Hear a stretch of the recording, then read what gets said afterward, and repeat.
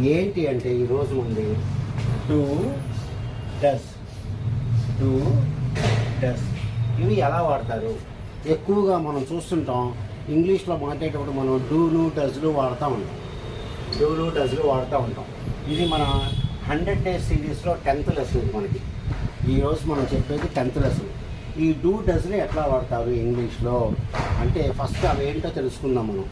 Do does అనేది present tense. Do does అనేది present tense.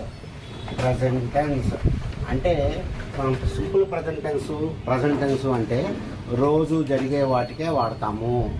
రోజు జరిగే వాటికే వాడతాము. మీరు రోజు జరిగే వాటి మీద మీ ఫ్రెండ్స్ని అడగాలి అంటే ఈ విధంగా అడగాలి అంతే.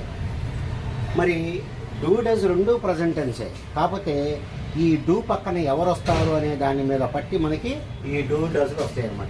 డూ పక్కన ఎవరు రావాలంటే